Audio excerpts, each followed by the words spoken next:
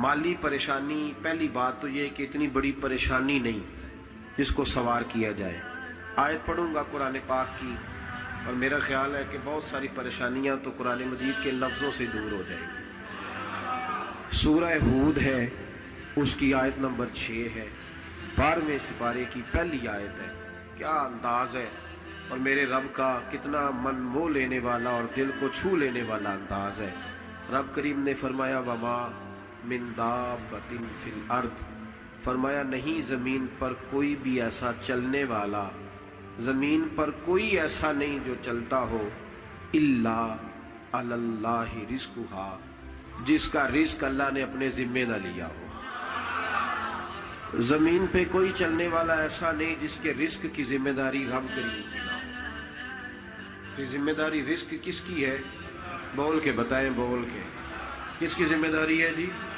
अल्लाह। देखिए गौर फरमाएं, यहाँ मुफस्सिरीन ने एक बात लिखी है इस आयत के तहत कि फरमाया जो जमीन पे चलने वाला है उसका रिस्क अल्लाह के जिम्मे। फरमाते हैं कि ये अल्लाह ने हमारी अकल के मुताबिक हमसे बात की, वरना आसमानों में जितनी मखलूक है रिस्क उसका भी अल्लाह के जिम्मे ही है। यहाँ जो फिल अर्द के लफ्ज है जमीन पे, वो हमें समझाने के लिए कि तुमने तो सिर्फ ये दुनिया देखी है ना, तो जिसको तुमने देखा है वो सब खाते अल्लाह का दिया हुआ ही है। तो जो हमने देखा था रब करीम ने उसके मुताबिक हमें समझा दिया। फरमाया कुछ तो तुमने देखे ही नहीं, चलो उनकी तुमसे बात नहीं करते, पर जो तुमने देखे हैं उन सब का रिस्क किसके जिम्मे है? अल्लाह के। मेरे रसूल करीम सैयद आलम सल्लल्लाहु ताला अलैहि वसल्लम कुरान मजीद की जब तर्जुमानी करते, वजाहत करते, तो महबूब पाक सल्लल्लाहु अलैहि वसल्लम भी कोई इश्काल रहने नहीं देते थे, कोई इश्काल नहीं रहने देते थे। मेरे महबूब करीम अलैहिस्सलातु सलाम ने फरमाया अल्लाह पे भरोसा रख के सवेरे निकल जाना रिस्क की तलाश में। किस पे भरोसा रखना है? निकलना तुम्हारे जिम्मे है। ये ना कहना कि घर बैठूंगा तो यही आएगा, निकलना तुम्हारी जिम्मेदारी है। जितनी जिम्मेदारी है वो पूरी करना। अल्लाह पे भरोसा करके निकल जाना तुम्हारी जिम्मेदारी है। रब का जिम्मा है तुम्हें रिस्क देना, वो जरूर तुम्हें रिस्क पहुंचाएगा। या रसूल अल्लाह सल्लल्लाहु अलैहि वसल्लम किस तरह पहुंचेगा? तो जरा हुजूर के लफ्जों का हुस्न भी देखिए। नबी पाक सल्लल्लाहु अलैहि वसल्लम ने फरमाया जिस तरह मौत तुम्हें ढूंढ लेती है ना कि तुम कहां मौजूद हो, जब वक्त आता है तो इंसान पाकिस्तान में हो तब भी आ जाता है, जद्दा में हो तब भी आ जाता है, मक्का में हो या मदीना तैयबा में वक्त फिर भी आ जाता है। फरमाया जिस तरह मौत तुम जहां भी हो तुम तक पहुंच जाती है ना, इस तरह तुम्हारा रिस्क भी तुम जहां मौजूद होते हो अल्लाह वहां पहुंचा देता है, पहुंचा देता है। तो या रसूल अल्लाह सल्लल्लाहु अलैहि वसल्लम किस अंदाज में? तो फरमाया निकल जाना तुम्हारी जिम्मेदारी है। फरमाया सवेरे परिंदे भी निकल जाते हैं और शाम को जब लौटते हैं तो अल्लाह उन्हें पेट भर के रोजी अता फरमाता है।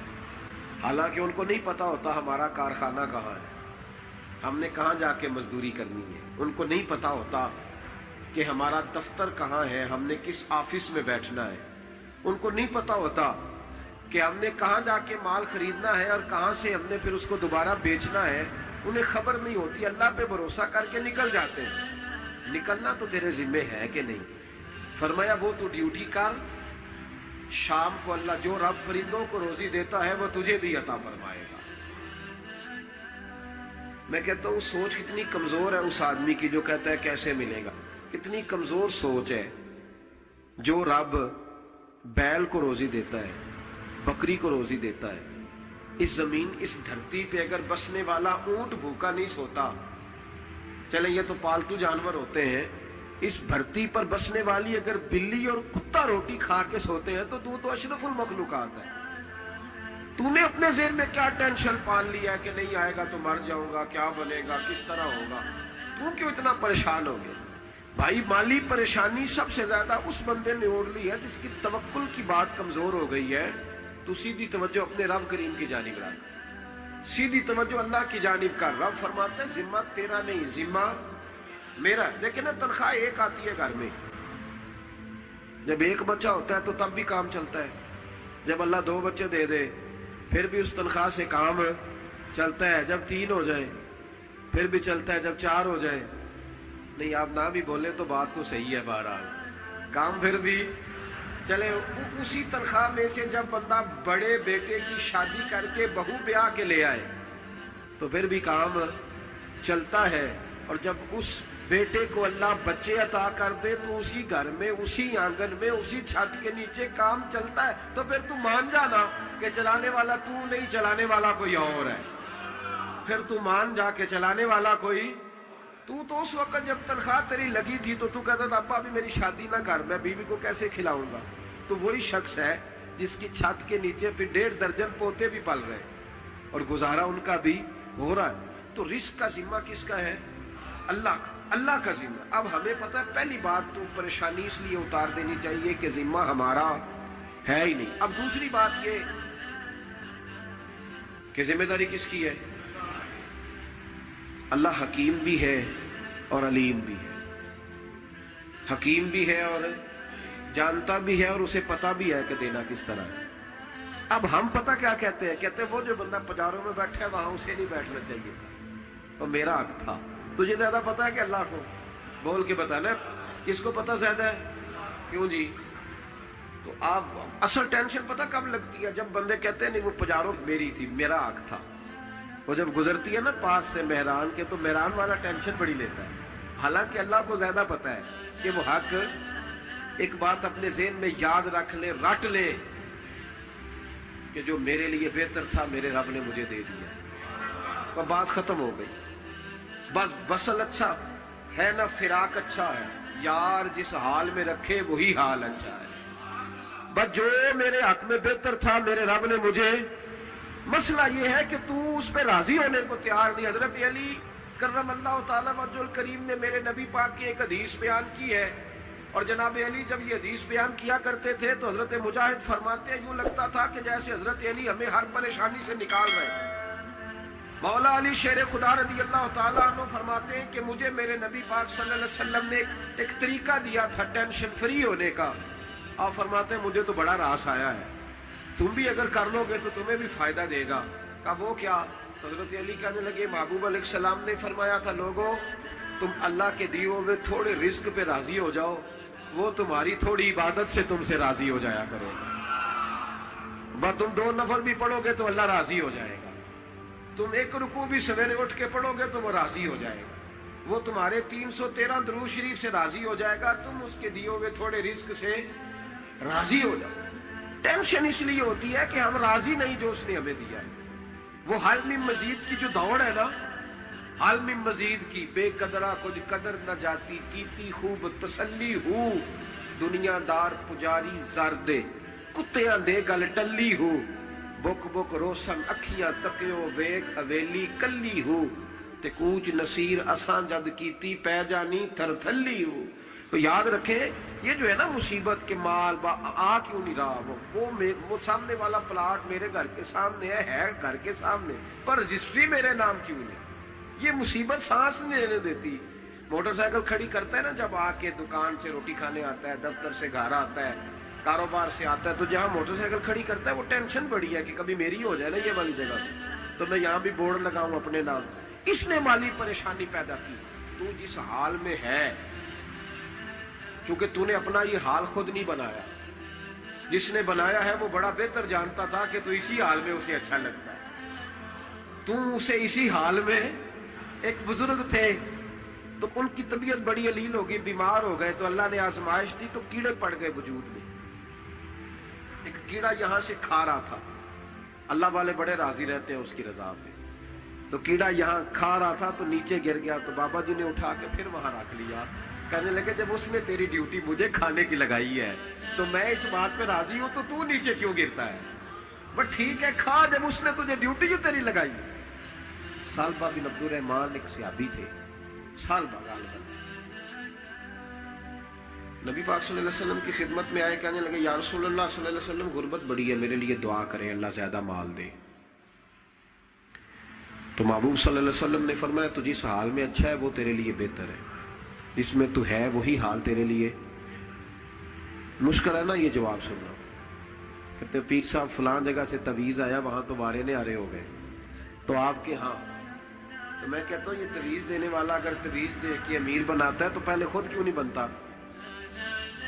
یہ خود تو 150 کا تویز بیچ رہا ہے، اپنی بیچارے کی حالت یہ ہے. اگر اتنا ہی تویز اس کا چلتا ہوتا تو پہلے 5 ٹیوب پجارو اس کے دروازے پہ کھڑی ہو. عجیب چکر ہے اور عجیب جگہ لوگ الجھ گئے، سمجھتے ہی نہیں بات کو. یا رسول اللہ صلی اللہ علیہ وسلم دعا کر دے تو محبوب نے کیا فرمایا؟ فرمایا تو جس حال میں ہے نا وہ حال تیرے لیے بہتر ہے، اسی میں رہ. کہ نہیں حضور دعا کرے. فرمایا سال بعد تو باز آ جا. حضور دعا کرے. فرمایا تو باز آ جا. 2-3 دفعہ کا ضد کی. محبوب نے فرمایا جا پھر اللہ تجھے زیادہ پیسے دے گا. چند بکریاں خریدی، اتنی برکت ہوئی کہ بکریوں کے ریوڑ بن گئے. پھر کچھ بکریاں بیچ کے گائے خرید لی، ان کے بھی ریوڑ ہو گئے. پھر کچھ اونٹ اونٹنیاں لے لی، ریوڑ ہی ریوڑ. پہلے 5 وقت مسجد میں آتے تھے، اب فجر اور عشاء رہ گئی. پھر مال زیادہ ہوا تو مدینے شہر میں کوئی جگہ ہی نہیں، مدینے سے باہر حویلی خریدی، پھر جمعہ ہی رہ گیا. جمعے کے جمعے آتے زکوٰۃ کا حکم آیا. میرے نبی کریم علیہ السلام نے حضرت ابو ہریرہ کو بھیجا. فرمایا جا اسے کہہ تیری زکوٰۃ بنتی ہے 2.5%. 10 کروڑ روپیہ ہو تو کتنی زکوٰۃ بنتی؟ بھئی 1 کروڑ کی 2.5 لاکھ ہوئی نا، تو 10 کروڑ کی کتنی ہوئی؟ تو بڑی مصیبت ہے جب بینک سے میسج آتا ہے نا کہ 25 لاکھ نکل گیا تیرے اکاؤنٹ سے. بہت بڑی مصیبت، بڑی ٹینشن ہوتی. ایک صاحب میرے پاس آئے، ان کی زمین اچانک مہنگی ہو گئی. اچانک پہلے کچھ 15-16 لاکھ کی ایکڑ زمین تھی، پھر وہ کروڑ کی ہو گئی. تو میرے پاس آئے، کہنے لگے وہ 10 کروڑ روپے بنتے ہیں تو زکوٰۃ. تو میں نے کہا آپ نے کیا کیا؟ زری زمین پہ عشر آتا ہے، اس پہ زکوٰۃ نہیں آتی، تو آپ نے کیا کیا؟ کہنے لگے وہ کچھ سوسائٹی کے رول کے مطابق میں نے فائلیں وغیرہ لے لی ہیں، اب میں نا کبھی موقع آئے گا تو ان کو بیچوں گا. تو میں نے کہا اب تو آپ کا یہ مال ہو گیا بزنس کا، تو اب تو اس پہ زکوٰۃ آئے گی. 10 کروڑ پہ جب 25 لاکھ سنا تو کہنے لگے فوراً دینی پڑتی ہے کہ تھوڑی تھوڑی سے بھی کام چل جاتا ہے. تو میں ان کا چہرہ دیکھنے لگا. میں نے کہا نہیں وہ تو آپ کو پتا ہے. ویسے حضرت عمر فرمایا کرتے تھے بانٹ کے نہ دو، کوشش کرو کسی ایک کو ہی دو، چلو کسی کا تو کچھ بن جائے. تو ایک کو ہی دینی چاہیے. کہنے لگے تو مطلب یہ ایسا ہی حکم ہے؟ میں نے کہا آپ کسی اور سے تحقیق کر لیں. اب یہ بھائی لیتے وقت نہیں تجھے ٹینشن ہوئی کہ 15 لاکھ کا کروڑ ہو گیا تو اس وقت ہی تو نے کہا کہ یا اللہ. تو یہ کیسی سوچ ہے مسلمان؟ کس طرح کا اس کا؟ ہمارے ہاں جب کسی آدمی پہ حالات خراب ہوتے ہیں نا تو سب سے پہلے وہ اس طرح کرتا ہے کہ جو میں کہیں اللہ کے رستے میں دیتا ہوں پہلے اسے بند کروں. جس رستے تجھے آ رہا تھا پہلے تو نے وہ رستہ بلاک کیا. حضرت اسماء بنت ابی بکر صدیق کہتی ہیں میں حضور کو مسجد کے لیے، ادارے کے لیے، صحابہ صفا کے لیے کچھ دے رہی تھی تو میں نے گننا شروع کیا تو حضور مسکرانے لگے. حضور مسکراتے کیوں ہیں؟ تو فرمانے لگی، محبوب فرمانے لگے اسماء اللہ کے رستے میں گن گن کے نہ دیا کر، ورنہ وہ بھی تجھے گن گن کے دے گا. تو اس کے رستے میں بے حساب دے، وہ بھی تجھے بے حساب ہی عطا فرمائے. لیکن پہلے یہ والا پہلے دروازہ بند کرو، یہاں سے پیسے ختم ہو رہے ہیں. تو اس طرح کرنا بھائی. اس دفعہ سوٹ ذرا گرمیوں والے نہ خرید، لیکن جو تو اللہ کے رستے میں دے رہا ہے اسے دیتا رہے. لیکن ہم اپنا نقصان کرتے ہیں، زیادتی کرتے ہیں اپنے ساتھ. میں نے آپ کو پہلے بھی بتایا تھا پیار کی بولی ہے، پھر بولتا ہوں. ایک بڑے بڑے پیار والے دوست ہیں، ایک دفعہ مجھے کہنے لگے کہ آپ کئی دفعہ اعلان کرتے ہیں تو مجھے اچھا نہیں لگتا، اور آپ ادارہ بھی بہت زیادہ بننے والا ہے، بڑی چیزیں میں دیکھتا ہوں جو ہوں تو بڑا نظام اچھا ہو جائے. آپ دعا کریں اللہ مجھے پیسے دے تو میں بڑے سارے خرچ کروں گا اس کے رستے میں. تو میں نے کہا یا اللہ اسے 10 کروڑ دے، یہ 9.5 کروڑ تیرے رستے میں دے دے گا. تو چپ کر گیا، جس طرح آپ نہیں کر گئے سارے، چپ کر گیا وہ بھی. اس نے کہا جی نہیں جی انشاءاللہ کریں گے. تو میں کیا پلیا جی تے دعا پہ ہوں دیا، ابھی تو وہ آئیں گے تو تب دیکھی جائے گی. تو یہی اڑ گیا ہے. یعنی 9.5 کروڑ اللہ کے رستے میں خرچ کرنے کی دعا پہ بھی آمین کوئی نہیں کہتا کہ چلو آمین ہی کہہ دے. تو میں کہا تینوں تے 50 لاکھ بچتا سی پیا، لیکن تو اس سودے پہ تیار. جب یہ سوچ ہوتی ہے، یہ غلط سوچ ہے. یہ بات تو اگر تے مسکرانے والی، لیکن یہ سوچ صحیح نہیں. حضرت عثمان غنی رضی اللہ تعالیٰ عنہ کہتے ہیں جس وقت نبی پاک صلی اللہ علیہ وسلم نے اعلان کیا نا جنگ کے موقع پر کہ 800 سپاہیوں کا خرچہ چاہیے، کہتے ہیں میرے پاس 600 کا تھا. یہاں ایک روایت میں حضور نے 1000 کا اعلان کیا تو میرے پاس 800 کا تھا. جب 2-3 دفعہ نبی پاک نے اعلان کیا تو کہتے ہیں میں نے کھڑے ہو کے کہا یا رسول اللہ پورا 800 میری طرف سے. کہتے میں نے 200 سپاہی کا خرچہ ادھار اٹھایا لیکن پورے 2 مہینے نہیں گزرے تھے، رب کریم نے مجھے کئی گنا کر کے پیسے واپس عطا فرما دیے۔ پر بات تو یہ ہے کہ تیری وہاں لو لگی ہو، تو تجارت کرتا ہے ان لوگوں کے ساتھ جو کیا دے سکتے۔ تو سالبہ کے پاس حضور نے پیغام بھیجا، پہلے تو کہا تیرے لیے بہتر نہیں مال، جب اصرار کیا تو بڑی برکت ہو گئی، بڑا آیا تو فرمایا زکوٰۃ دے، 2.5% زکوٰۃ ہے۔ جب سوچا کہ 5 اونٹوں پہ ایک بکری جائے گی اور بڑا سارا مجھے دینا پڑے گا، اب جب غور کیا تو یہ تو نہ کہا کہ میں نہیں دیتا۔ حضرت ابو ہریرہ سے کہنے لگے نبی کریم علیہ السلام کی خدمت میں عرض کرنا کہ میں خود آؤں گا۔ حضرت ابو ہریرہ نے آ کے عرض کی یا رسول اللہ صلی اللہ تعالی علیہ وسلم، حضور وہ کہتے تھے میں خود آؤں گا، تو کہتے محبوب نے ٹھنڈی سانس لی، فرمایا اسے کہا تھا کہ تیرے لیے مال بہتر نہیں، اب ہلاک ہو گیا ہے، ہائے افسوس ہلاک ہو گیا۔ ان کو بھی تھوڑی دیر کے بعد احساس ہوا کہ یہ میں نے کیا کیا، نبی پاک کو ہی کہہ دیا نہیں ہے، حضور کو کہہ دیا بعد میں آؤں گا۔ اب دوڑے آئے، عرض کی حضور میں سارا کچھ لے کے آئے ہوں، قبول کر لیں۔ محبوب نے فرمایا گویا بلال حبشی کی خشک کھجور بھی قبول ہے، اور صہیب رومی ایک اٹی بان کی لائے تو وہ بھی قبول ہے، اور عمار بن یاسر اور مصعب بن عمیر اگر 2 دینار دے جائیں اور کوئی پرانا جوڑا کسی سپاہی کے لیے چھوڑ جائے تو وہ بھی قبول ہے، لیکن تو اپنا لاکھوں لے کے چلا جا، تیرا کوئی نہیں قبول، معاف کر دے۔ فرمایا جا معاف کیا، پر پیسے لے کے نہ آنا۔ اگلے سال پھر آئے، بندے ہوئے ہاتھ ہیں، محبوبہ میں دولت کا کیا کروں گا، آگ لگانی ہے، قبول کر لیں۔ فرمایا تو لے جا، تیرا نہیں قبول، گرا جو ان کی نگاہ سے وہ سنبھل نہیں سکتا۔ حضور نے وصال ظاہری کیا تو جناب صدیق اکبر کے پاس آئے، لاکھوں کا مال، ابو بکر قبول کر لو، تو جناب صدیق اکبر کہنے لگے اس کا کر لو جس کا نبی نے نہیں کیا، چل جا، کوئی نہیں چاہیے۔ حضرت عمر کے زمانے میں قحط پڑ گیا، بارشیں نہیں ہوتی، غلہ نہیں ملتا، حالات خراب ہے، مالی طور پہ بحران آ گیا، غربتیں، مجبوریاں، تکلیفیں، آ کے روئے، عمر میرا قبول کر لو، مجھے معافی تو مل گئی تھی نا۔ فرمایا معافی اپنی جگہ پہ، پر جس کا مصطفیٰ نے قبول نہیں کیا۔ بہت سارے لوگوں کو پتہ ہی نہیں کہ ان کا قبول ہی نہیں ہوا، اور وہ الجھے ہوئے، انہیں خبر ہی نہیں کہ اصل بات کیا ہے۔ فرمایا جس کا مصطفیٰ کریم نے قبول نہیں کیا، اب ہیرے اور جواہرات بھی لے کے آئے تو بھوکے مریں گے، پر اس کا قبول، اس بات پہ راضی رہو اس حال میں اللہ نے رکھا ہوا، اس حال میں راضی رہو۔ جو مصیبت ہے نا دیکھنی کہ وہ بھی میرے پاس، تمہیں کیا پتا، کبھی پوچھ تو صحیح اس سے وہ کس مصیبت کا شکار ہے، جو مالی طور پہ بڑا امیر ہے، تو اس کی طرف دیکھ کے اپنا دل برا کرتا ہے۔ بس جس حال میں رب نے رکھا ہے اس حال میں رہ۔ حضرت عثمان غنی کے زمانے میں تو وہ وصال کر گئے، لیکن بھائی تو جس حال میں تیرا رب تجھے رکھتا ہے اس حال میں رہ، تیری مالی پریشانیاں ختم ہو جائیں گی۔ میں نے پہلے بھی شاید آپ کو ایک دفعہ کہا تھا، میں تعلیم سے فارغ ہوا تو میرے ایک استاد اور میرے کچھ دوست کہنے لگے افریقہ آ جائیں آپ، بھائی بہت بڑا ادارہ ہے، اس کو چلائیں، اس کو سنبھالیں۔ میری والدہ سے میں نے کہا، کچھ طبیعت ہوتی ہے نا انسان کی، میرا بھی دل لگ گیا۔ میری اماں پڑھی نہیں تھی لیکن اللہ نے دانائی بڑی عطا فرمائی تھی، حکمت بڑی تھی، سیانی بڑی تھی۔ تو میں نے کہا اماں جی تو مجھے ساؤتھ افریقہ کی دعوت ہو رہی ہے، تو آپ کیا کہتی ہیں؟ تو اٹھ کے میرے پاس آ گئی اور مجھے انہوں نے اپنے بازوؤں میں لے لیا، پھر میرا ماتھا چوما، کہنے لگی پتر میں تے وال بھی نہ پوٹ کے دیوا کسی نے، ہم نے دولت کا کیا کرنا، تو اللہ کا نام لے کے کہیں بیٹھ جا، رب کریم رون کے لگا دے گا، خیر ہو جائے۔ تو میرے بھائی یاد رکھیں ان چیزوں سے تھوڑا سا دیکھیں نا، قناعت کریں، جو اللہ نے دیا اس پہ راضی ہو جائیں، اللہ بڑا مہربان ہے، وہ آسانیاں کر دیا کرتا ہے۔ تو یاد رکھیں میرے رسول کریم علیہ السلام نے ایک تو ہمیں درس یہ دیا ہے کہ تو سمجھ جا، قرآن نے ہمیں بتایا ہے کہ روزی تیری ذمہ داری نہیں، روزی کس کی ذمہ داری ہے؟ اللہ کی۔ اور دوسری بات یہ کہ جو اللہ نے تمہیں دیا ہے اس پہ تو راضی ہو جا، تیری مالی پریشانیاں ختم ہو جائیں۔ اور پھر حضور صلی اللہ علیہ وسلم نے فرمایا مذہبی طور پر جب دیکھو تو آگے دیکھو، اور دنیاوی طور پر جب دیکھو تو پیچھے دیکھو، پریشانی ختم ہوگی۔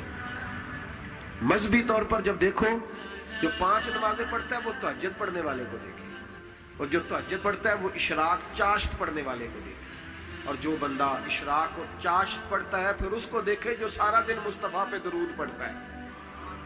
اوپر دیکھے کہ میں نے اور نیک ہونا ہے اور نیک. اور جب مالی معاملہ ہے تو پھر نیچے دیکھ. اگر تو بیٹھا نا پجاروں پہ تو پھر ٹوڈی والے پہ نظر کر اس کا کیا حال ہے. اور اگر تو وہاں بیٹھا ہے تو دیکھ مہران والا بھی تو گاڑی چلا ہی رہا ہے. اور اگر تو وہاں ہے تو موٹر سائیکل والا دیکھ. اور تو وہاں ہے تو پھر سائیکل والے پہ نظر.